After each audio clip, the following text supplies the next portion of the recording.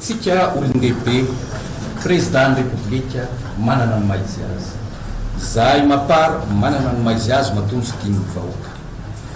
ny mapara raha teo no nanao ny fomba rehetra ampandany azy président république fa indrindrindrindra raha mihoatrany zay